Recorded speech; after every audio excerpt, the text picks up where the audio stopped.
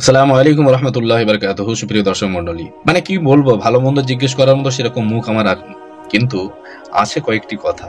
বিষয়টি হচ্ছে, যখন থেকে আমরা দেখতে পাচ্ছি যে ওয়াকফ সংশোধনী বিল নিয়ে বিভিন্ন জায়গায় রাস্তায় এখানে সেখানে আন্দোলন অবরোধ চলছে, ঠিক তখন বিভিন্ন ধরনের বিভিন্ন কোম্পানির মানে ঢোল কোম্পানির মলম নিয়ে এক একজন এক এক রকম মন্তব্য নিয়ে হাজির হয়ে যাচ্ছে সোশ্যাল মিডিয়ার মাধ্যমে। মানে সোশ্যাল মিডিয়াটাকে উত্তপ্ত করতে হবে, গরম করতে হবে। সেই জন্য নিজেদের বাজার গরম করার জন্য যে আমার দলে এত লোক টানতে হবে, ওর দলে অত লোক টানতে হবে, এই ধরনের চিন্তা ভাবনা নিয়ে এক একজন মানুষ এক এক রকম ভাবে মন্তব্য বক্তব্য করছে। তো আজকে সেই ধরনের একজন মানুষের কথা আমি আপনাদের কাছে একটু আলোচনা করব। তো আলোচনা করা যাক। প্রথমত, দেশটা আমাদের নয় এনার বক্তব্য অনুযায়ী। তাহলে সে বক্তব্যটা একটু শুনুন। মুসলমানদের জন্য এটা বাপকা হিন্দুস্তান নয়, এটা তাদের ভালো করে বোঝা উচিত। ওদের বাপকা হিন্দুস্তান নয়, ওদের বাপকা পাকিস্তান। মুসলমানদের জন্য এ দেশ নয়। আরে মুসলমানদের জন্য যদি দেশ না হয়, তাহলে মুসলমানদের সম্পত্তিগুলো গিলে গেলে খাচ্ছিস কেন বিয়াদব?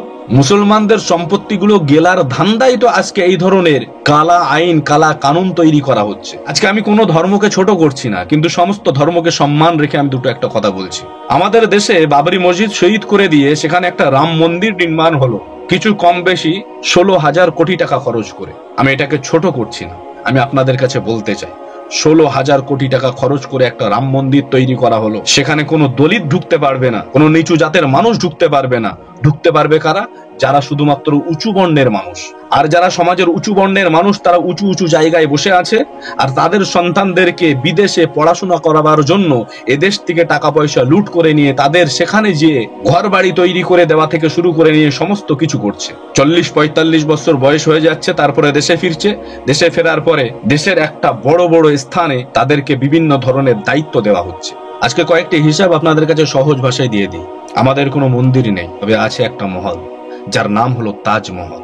যে তাজমহলে ঢুকতে গেলে 500 টাকা টিকিট দিয়ে ঢুকতে হয়, যেখানে পার ডে প্রতিদিন কিছু কম বেশি 1 কোটি টাকা ইনকাম হয়। এই যে কোটি কোটি টাকা, এই টাকাগুলো গেলে কারা, খায় কারা? আজকে আমি মুসলমান, আমাদের একটা মিনার আছে, শুধু একটা মিনার, যার নাম হলো কুতুব মিনার, যেখানে ঢুকতে গেলে বর্তমান সময়ে 30 থেকে 40 টাকা টিকিট লাগে। প্রত্যেক মাসের ইনকাম জানেন কত? কোন আইডিয়া আছে? কোনো সময় গেছেন সেখানে? বাদশাহ শাহজাহানের একটা বাড়ি আছে আগ্রা ফোর্ট, এই আগ্রা ফোর্টে গেছেন? যেখানে ঢুকতে গেলে 50 টাকা টিকিট লাগে। পার মান্থ কত টাকা ইনকাম আপনার কল্পনা আছে? মুর্শিদাবাদ, আপনি মুর্শিদাবাদের দিকে তাকিয়ে দেখুন, ওখানে একটা ঘর আছে যার নাম হলো হাজারদুয়ারি। এই হাজারদুয়ারির ইনকাম সম্পর্কে আপনার জানা আছে? আমাদের একটা কেল্লা আছে, লাল কেল্লা।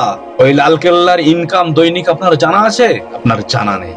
কারণ বর্তমান সময়ে দেশ সম্পর্কে, ইতিহাস সম্পর্কে কেউ কিছু জানুক আর না জানুক, শুধুমাত্র ধর্মীয় সুশ্রুড়ি দিয়ে অনেক মানুষ নেতা হতে পারে।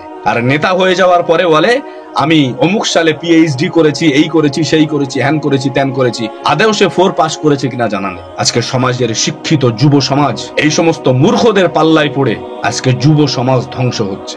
আজকে মুসলমানদের দেশ কিনা তোমার বাপের দেশ, সেটাকে তুমি ভাগ করতে এসছো বিয়াদব। এই জেহাদিগুলোকে একদম ধরে ধরে একদম ওই পিঁপড়ের মতন টিপে যদি মারতো, আমরা খুব খুশি হতাম। এই ওয়াকফ নিয়ে জান না, করতো ত্রিপুরায় করতে গেছিল, মেরে চামড়া গুটিয়ে দিয়েছে। উত্তরপ্রদেশে করতে গেছিল, সব বন্ধ হয়ে গেছে। চাপকে পেটের চামড়া গুটিয়ে দিয়েছে। সিদ্দিকুল্লাহ চৌধুরীর মতন লোকেদেরকে এদের দাঁড়ি ছিঁড়ে একদম ভারতবর্ষের বর্ডার ছাড়িয়ে পাঠিয়ে দেওয়া উচিত। আজকে দেখুন, বিষয়টা হচ্ছে জিহাদি বলতে কাদেরকে বলা হচ্ছে? এক কথায় এদের নজরে জিহাদি বলতে মুসলমানদেরকে বলা হয়। আর যদি কোনো ব্যক্তি সে মুসলমান না, অথচ মুসলমান সেজে, মানে জিহাদি সেজে সে যদি দাঙ্গা করে, তাহলে তাকে কি বলবে? হিজড়ে। সেরকম হিজড়ের ভিডিও দেখুন।